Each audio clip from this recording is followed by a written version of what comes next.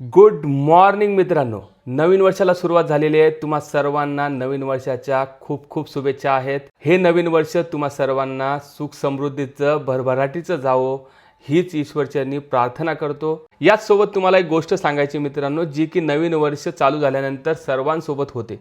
ती गोष्ट म्हणजे आपण भरपूर गोष्टी ठरवतो। कोणाला बॉडी बनवायची, कोणाला फायनान्समध्ये काहीतरी करायचं आहे, कोणाला एखादी स्किल शिकायची असेल किंवा सकाळपासून संध्याकाळपर्यंत कोणाला रुटीन बरोबर करायचं असेल, सकाळी लवकर उठायचं असेल, ह्या भरपूर गोष्टी आपण ठरवतो। पण ठरवताना एक गोष्ट लक्षात ठेवा, पहिल्या 15 दिवसामध्ये 1 महिन्यामध्ये पूर्णच गोष्टी होणार नाहीत। पण आपण काय करतो, जे काही नियोजन ठरवलेलं आहे ते तसंच व्हायला पाहिजे। जर नाही झालं तर काहीच करायचं नाही, आणि झालं तर सगळ्याच गोष्टी करायच्या।